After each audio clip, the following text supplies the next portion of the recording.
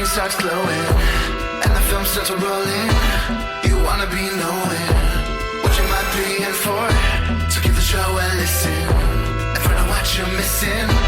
Put yourself in position for the good score.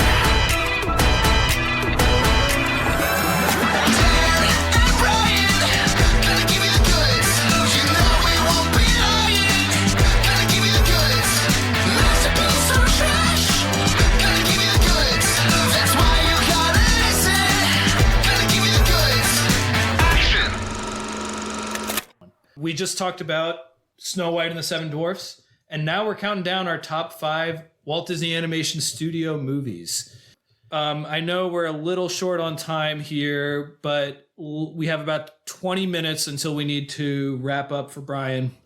So I think we'll probably just dive into it. We'll do a rotating 555, 444, 333, 222, 111, and you can do a prelude onto how you thought about this list as we go through it. But so, Brian, why don't you go first? Why don't you tell us, how did you think about this list?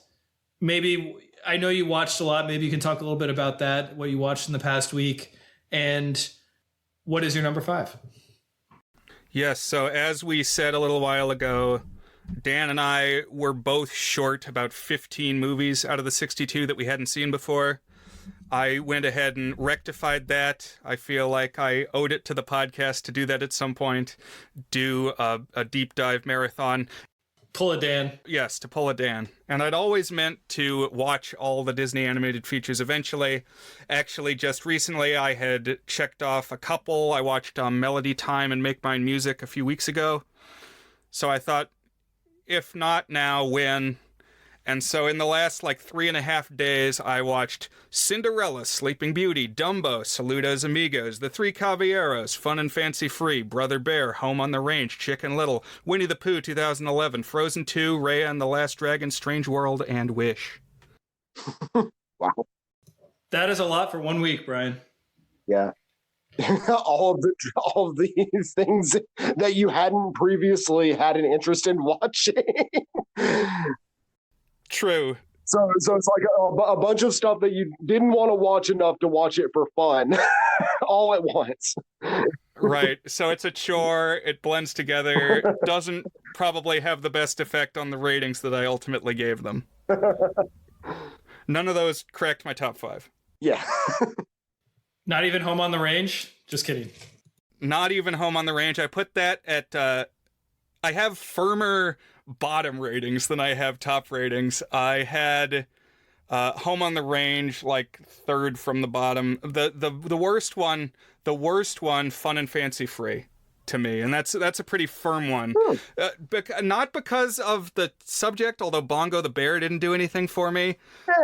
I mean, I like Mickey and the Beanstalk, but I grew up with the redubbed version where it's narrated by Ludwig von Drake, Paul Frees, which I think is much better than the, not Candice Bergen, Edgar Bergen is the original version. And it's constantly being interrupted by the ventriloquist dummy, offering this, just disparaging, riff tracks commentary, which is annoying and distracting. Yes! I like them. I like Bergen and Charlie McCarthy. I think they're fun. They're different. That one had my pick for the weirdest Disney song of all, which is A Bear Likes to Say It with a Slap. Yeah, the BDSM song. Which is a song about how bears show their romantic interest through domestic abuse. Yeah. It's something. I don't think it's ecologically accurate. Maybe. I don't know. Maybe they'll do a live action remake of that one, Brian. Modern CGI. But what do you have at number 5, Brian? Okay, my number 5 I had, and this changed just today because I went ahead and rewatched it. Bumping up from number 6 to number 5 is The Hunchback of Notre Dame from 1996. Now, this just goes way darker than you would expect from most Disney movies, at least in the fairly recent era. The architecture is incredible. The camera is always moving. It's a story well told. Obviously, it jukes and jives and avoids some of the darker stuff from the book. But, I mean, it opens with Frollo killing a mother on the church steps and then immediately is going to go and dump the baby in the well. That everyone drinks out of. Good point. That struck me. I watched it the other day, and I was like, "Wait a minute! No wonder the priest wants them to stop. They get their water from there." Get some weird sores on your mouth. Isn't that what happens if you eat something contaminated with human flesh? I watched this one for the first time in 15 years this week too, and spoiler, I have it at number 6. I actually had it at number 5 and just moved it down at the last minute. It's so good. I had it at number 6. And maybe that's where it belongs, but I was moved. And I was like, oh, the gargoyles. But you can like shove them to the side. They're not that prominent. And they're not great, but it doesn't bother me that much. And it's really just such a dark and rich story. And Menken is doing some of his all-timer work in that. That's such a good. I love God Help the Outcast so much. Oh, and the lyrics from Stephen Schwartz. I could just tell that he was like ready to take on his own project. And then the next year he did the music and lyrics for Prince of Egypt. Great pick at number 5. I'll go number 5 next. And to me, it's an essential part of being a Disney fan that you have a weird favorite. And so like, I don't actually think this is the 5th best. And I might feel kind of weird, like looking back. You really think that's the number 5 Disney movie? I don't know, but it's my movie. I love it. I know it inside and out. Out of all of Disney movies, this is probably the one I would just hit play on. Like if I had an hour and a half to burn and didn't want to engage intellectually with something just because I love it that much. And that is Hercules from 1997, Clements and Musker. You got the 3 screwball comedy characters in there with Meg and Hades and Phil. And just tremendous character design. Like it came from the Sunday funny pages. Terrific use of color. It's one of the funniest of the Disney movies. And unlike the similarly funny Emperor's New Groove, which I think just more or less tosses the story out the window, this one actually has like a engaging story from start to finish. I don't know if it's fair to call it a masterpiece because it's got some of like the Aladdin type of humor. Now that I think about it, it's Clements and Musker, and didn't they also do Aladdin, where it throws in some of the timeliness and like references, which maybe doesn't play quite as well, but honestly doesn't bother me that much, and it is pretty funny. The Hydra CGI sticks out a little bit, but it does kind of represent like this big scary force, so I don't hate it. It does. That's definitely the slowest part whenever I rewatch is the Hydra attack. But man, I love the voice work in this. Hercules himself is maybe a little dull, but I love Meg so much. I love all the side characters are very funny, and that's Phil's boy. Oh, and I didn't even mention the soundtrack, like the upbeat gospel, framing everything with the muses being like this gospel choir adds so much energy and life to it. Just some of my favorite, catchiest upbeat numbers by Disney are in this. Love the closer, A Star Is Born. So that's my number 5 is Hercules. Maybe not actually the number 5, but in my heart, we'll call it number 5. I love Hercules. I think it's a great movie. The only thing holding it back from like a full 10 out of 10 for me. What's that? There's an emergency. Call IXII. And the reason why is not that it's an anachronistic joke. It's that it's 2 layers of anachronism. It's not, those are not Greek numerals. Yeah, that's Roman numbers. That bothers me so much. They do a lot of the mixing up the Greek and Roman stuff. I mean, even just calling him Hercules. Oh yeah, I guess that's true. Yeah. All right, Hunter, what's your number 5?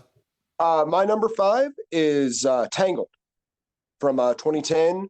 That's where Disney, Walt Disney Animation Studios, under their new nom de plume, finally cracked human animation and CGI at the same time. Like, I actually still think it is the best CGI character animation that Walt Disney has done, even though it's 14 years old. I still don't think they've actually really improved it.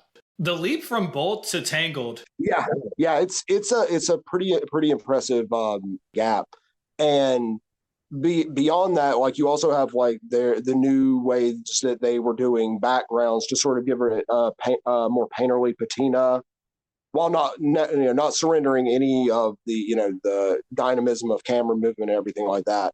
I think it's just a really good movie. It really does hold up, even though it is fairly early in, I guess it's not it's somewhat middle era as far as CGI animation goes, but it looks still really good, and it's a really great romance, and it has a really good villain, and it has decent songs.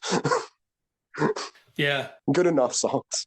And it has the floating lantern scene. Oh, so good.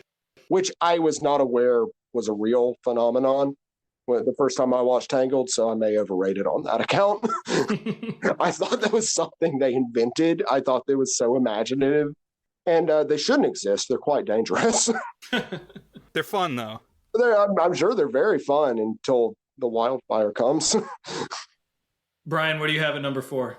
Number 4 for me, I have Pinocchio from 1940, which is like they took the profits from Snow White and reinvested it, built up the studio, and just like really went artsy on this one. Have all the layers of colors and depth and light, and like all the clockwork stuff is cool. It introduced the When You Wish Upon a Star, which kind of became the studio anthem. I like it. I think this is another one that is probably buoyed by historical importance. And then they didn't really get back to all guns a-blazing until after World War II. So there was kind of a lull. And you almost wonder, like, what if they had been able to continue on uninterrupted while Walt Disney was young. Animation historian Tim Brayton, who came up earlier, has that as his number 1. I will say that this is kind of me transitioning into my number 4, that I shortlisted which movies I wanted to talk about for my top 5, and I had 13 on that list. And like really any of them you could slot into number 3, 4, or 5. So it's kind of arbitrary, and tomorrow my list might be different. I currently have Pinocchio at number 7. So just short of the list. I talked about my number 6 already too, but I think there are good reasons for it to be that high. And we're short on time, so I won't rebut why I don't quite have it in the top 5. But for my number 4, I actually have Tangled.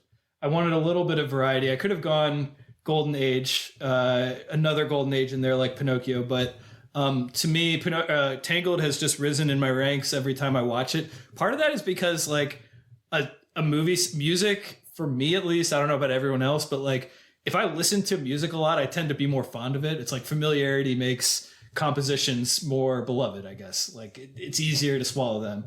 Like that. So me playing this on loop for my daughters, the soundtrack, makes me like the music more, because I do agree that the music is not the best out of Disney's later era. It's not bad though. It's just not banger level stuff until you really completely agree. Yeah. Until you've really like soaked yourself in it. Right. And the one thing I'd add on to what Hunter said is that the voice work is really good. I really like Zach Levi and Mandy Moore. Mandy Moore may be the best post-Renaissance, at least, vocal performance. And I'd put it up there with the best Renaissance vocal performances too. Yeah, 100%. Yeah. For reference, I had Tangled at 7, number 7. Nice. Okay. Hunter, what do you have at number 4? Number four, I have Aladdin. And Ron Clements and John Musker are going to be a very common fixture in my top 5 list. And everybody loves Aladdin. I think, like, it actually manages to balance its really, really anachronistic humor with like kind of a very, very good action adventure romance. And really just by personifying a mad supernatural being in Robin Williams, I think is how it gets away with that. And just limit it to him. He has phenomenal cosmic powers. Of course he knows who Arsenio Hall is. That's true. Great color style too. One of the best Disney characters, at least just watching him. So good. And Aladdin was on my list of 13, but it's not going to be in my top 5. Ah, pity. Brian, what do you have at number 3? Number 3, I put Bambi. Just because I think it captures so well the progression of time.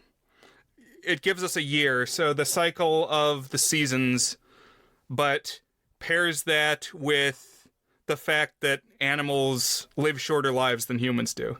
So it's like the whole cycle of life and death and rebirth and of generations tied to the annual cycle, and is really just operating at a high point in terms of capturing nature via animation.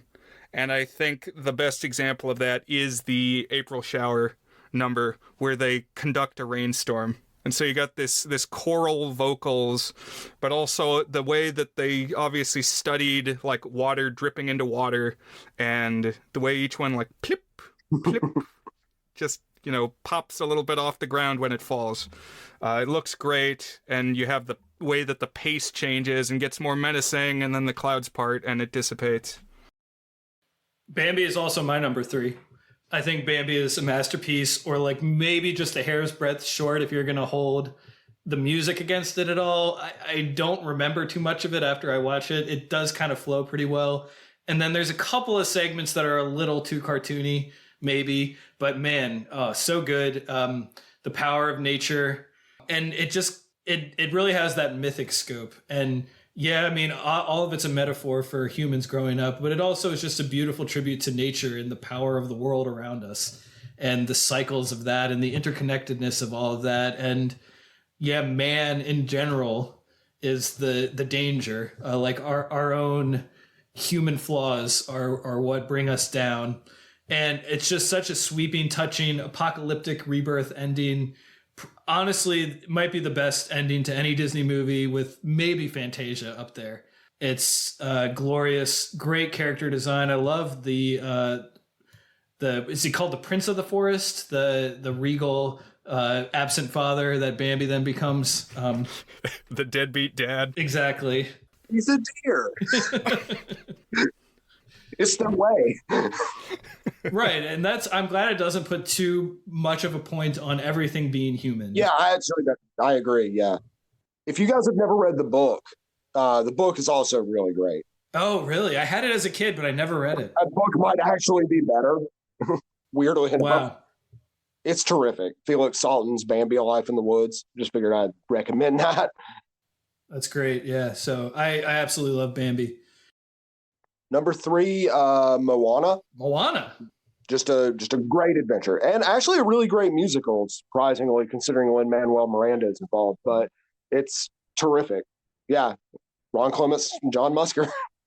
Yeah, that's their big comeback. Yeah, their big comeback. I was surprised that it was them when I was reading through stuff a couple months ago, looking at all the Disney canon. I was like, oh, they're back. I didn't know that they had made. Have they done any since Moana? John Musker did a hand-drawn animated short that was shortlisted for the Oscars this year, but didn't get nominated. So, but I think that's it. I think they might be working on something at WDS, but I'm not 100% sure what that is. That might be the most off consensus pick that comes out here today, other than Hercules. So kudos to you for sticking to your guns on that one. All right. Brian, what do you have at number 2? So first I'll just say that my weird personal favorite pick I've got at number 6, Wreck-It Ralph, which I like Wreck-It Ralph. I don't know. It's like I thought that was a well done one, but obviously it's to taste. It's not going to be everyone's favorite or a huge hallmark in history. But what I have at number 2 is a common favorite. Is a hallmark in animation history. It's The Little Mermaid. All right.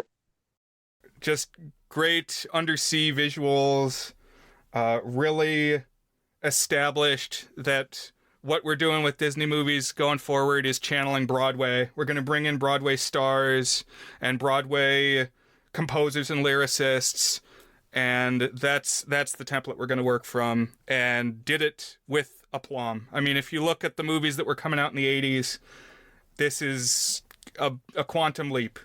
You know who directed that, I assume, Brian? Musker and Clements, yes. Nice. So they're going to be a fixture. It is also my number 2. I think the first half of The Little Mermaid might be like the best animated movie of all time. Like, it would be probably at the top of my Disney ranking if it sustained that through the end. I do think it loses steam a little bit when she comes out of the water, like after she has the sexual awakening of sorts, when she gets transformed, except then she kind of becomes more childlike, which doesn't quite fit. But, you know, you don't need to project too hard onto that. But man, everything you just said, Brian, absolutely true. The music, phenomenal. When they're underwater, like the bubbles in the water, it's just out of this world. Incredible voice acting, great writing. I absolutely love Little Mermaid. That's my number 2. And part of your world, just that whole number, exquisite. And the way that she's in the cave and it's got the little hole in the roof, so the light's going down. And she like goes through the sunbeam as she's circling around. So beautiful. Brian, decade ago, probably about a decade. No, I don't know how long ago. We did a ranking of the top 50 Disney movies where we aggregated some polls that you and me and maybe just one other person did together. And I had Part of Your World at number 2, Disney song, and I would stand by that today. I think it's up there for sure. Maybe not exactly number 2, but definitely up there. Yeah, this will actually be my number 1, The Little Mermaid. There you go. Ariel's just the best Disney princess. She's actually like maybe one of the best defined characters in a Disney movie, probably the best. I mean, she has so many different varying motivations. A lot of people like to reduce it just to like a love story, but she wants to investigate the surface world a long time before she ever meets Eric. She wants to be where the people are. Yeah, she wants to know what forks do. She also wants to know what a fire is and why it might burn. It's terrific stuff. So that's your number 1. That's my number 1, and I did notice you had it on your Letterboxd top 4. Hunter. Yeah. Well, it was either that or what I'm going to get for my number 2. Is it my go? Yeah. What's your number 2? Yeah. All right. So this will finish. Is Fantasia. Fantasia is just an incredible work of ambition. Just absolutely majestic film. Kind of a mystical history of the universe. If you like actually treat the segments as like some sort of progression from like uncreated formlessness into ultimately like human society and religion banishing darkness into the back into whence it came, and like everything in between. That really struck me when I actually watched that this week. Is like, you could make this like a saga of the entire universe if you cut out the Sorcerer's Apprentice and like little bits of it here and there, and it could almost like flow continuously to that incredible ending. The Sorcerer's Apprentice. You just put that at the beginning, and then it's like Aleister Crowley's fool accidentally putting into motion the events that create the universe. The whole Thoth Terror thing, although it actually predates Thoth Terror. I'm really glad that they made Fantasia, and it's a great experiment, a great project, and just a illustration of what animation can do. Some of the segments I like more than others. I think it is maybe a little bit high on its own supply, but I think we owe that to the animators. Like, they're at the top of their game, and like they're the best in the business. That was my number 9 in this list, but again, depending on how you think about it, that's part of the problem. Is there's like so many different ways to think about Disney movies, and they're from so many different eras that like I can see the case. Like, from an animation and technical achievement, easily top 5, probably the number 1 or top 3 or something. But it's really something. It's pretty long too. That's the only one that's more than 2 hours. That's true. Yeah. And I did feel myself dragging through some of the ballet one. It's just like, okay, let's get to the part where there's a demon god at the end. That one's my least favorite. I suspect Brian and I have the same number one, and I know it's one that Hunter has backlashed in the past. Oh, Do okay. you want to go ahead and say it, Brian? Yeah, so we've talked about this in the past, Dan and I, so it's not surprising that it's his number one too. Beauty and the Beast from 1991, where they took what they had done with Little Mermaid, Ashman and Macon, and then they did a victory lap. They brought out Beauty and the Beast. They kind of kicked out people who were already working on it and overhauled the project to put it more in the Little Mermaid mold. But I just love the opening with Belle, establish the town, establish who Gaston is, and it's just this sweeping Broadway opener. I like the enchanted human characters who kind of have their own motivations. It's like, look, this romance has to work out so that we can be free of our enchanted confinement. I really, really like the music. Music is incredible. I agree.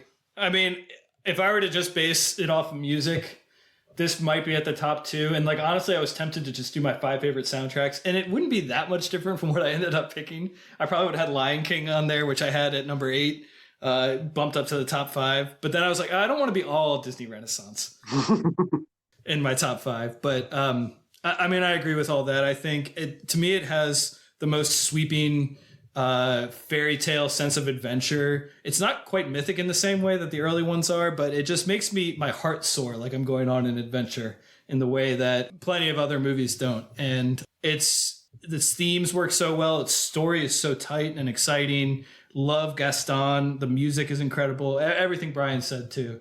And Hunter, you give this one a 7 out of 10, if I'm not mistaken. Yeah. I don't dislike it. It's just my least favorite movie, the Disney Renaissance. That's all. I don't think I really like the actual Beauty and the Beast story. Like, you can take that archetype and put in different things.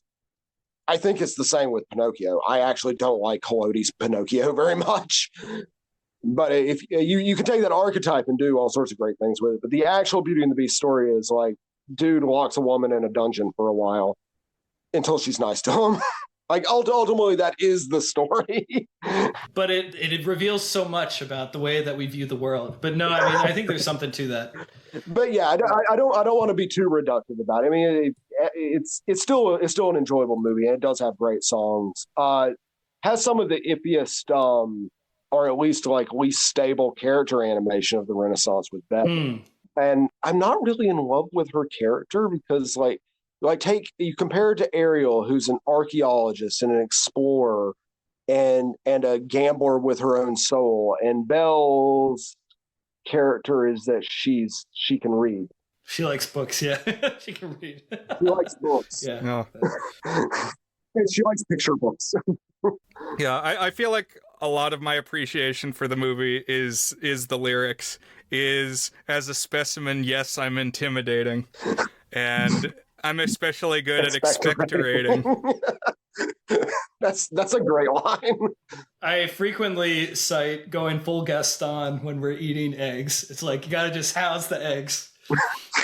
Well, unfortunately, we're wrapped on time. I could rap on Disney all day. And Hunter, thank you so much for joining us. I've been loving your reviews over the past few years since I've been reading them, and it was great to finally talk to you in person. It would be great to have you on again.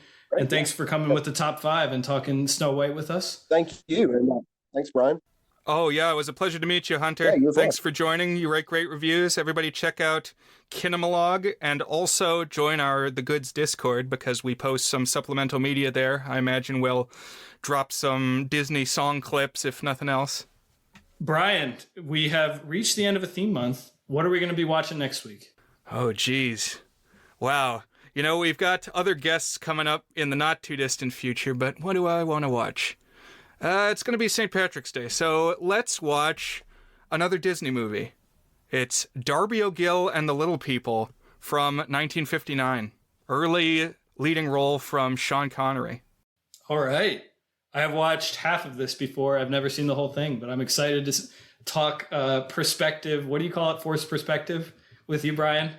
That's right. Big, small effect. Yeah. Relative scale. We will enjoy that next week. And Hunter, thank you. Brian, thank you. This was a fun episode, a fun top 5. And listeners, thank you as always. Find us on thegoodsfilmpodcast.com. And we'll see you next week. Bye.